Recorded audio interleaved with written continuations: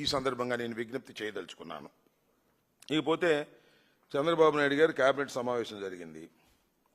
దానిలో అనేకమైన నిర్ణయాలు తీసుకున్నారు. ప్రధానంగా 3 నిర్ణయాల గురించి మీకు బ్రీఫ్ చేయాలని నేను అనుకుంటున్నాను. దానిలో సింగపూర్ వ్యవహారం, అది స్వామి చెప్పినట్టుగా ఇటువరకు ఒక సామెత ఉండేది చూశారు కదా,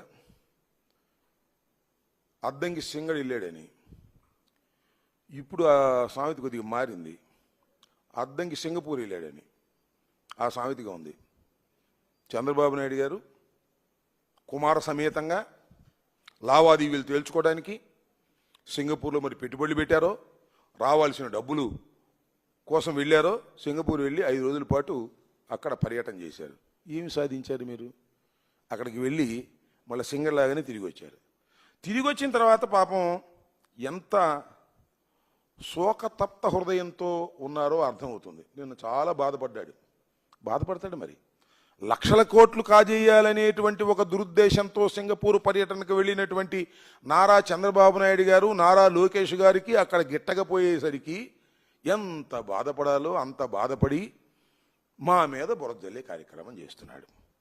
అసలు ఒక చిన్న విషయం అండి, చంద్రబాబు నాయుడు గారిని అడుగుతున్నా, లోకేష్ గారిని అడుగుతా ఉన్నా, రాష్ట్ర ప్రజలను కూడా ఆలోచించమని ఈ సందర్భంగా నేను చెప్పదలుచుకున్నా.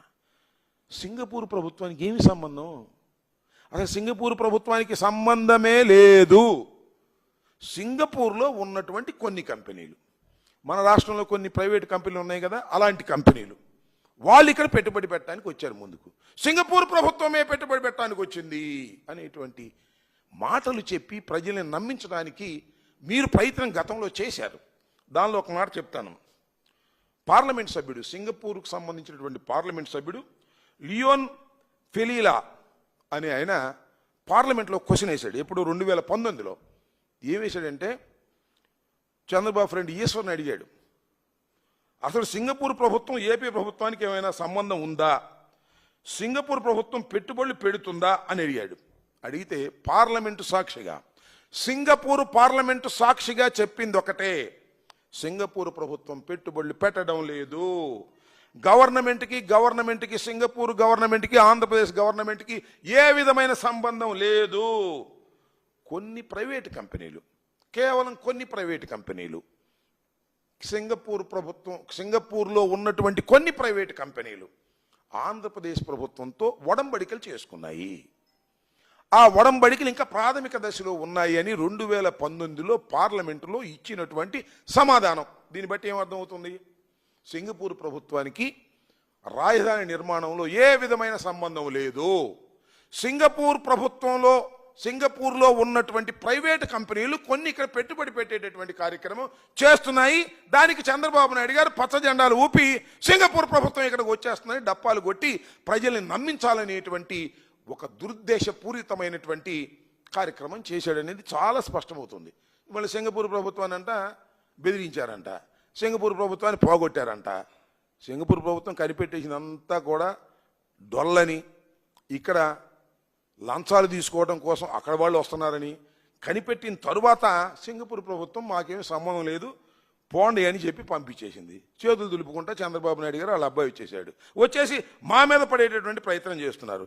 దావోస్ వెళ్ళాడు, దావోస్ నుంచి కూడా వచ్చాడు. ఏమన్నా నేను అడుగుతానండి చంద్రబాబు నాయుడు గారు, లోకేష్ గారు, చంద్రబాబు నాయుడు గారు ఇప్పుడైనా కానీ 58 సార్లు సింగపూర్ పర్యటనకు వెళ్ళాడు రాష్ట్ర ప్రభుత్వం తరపున.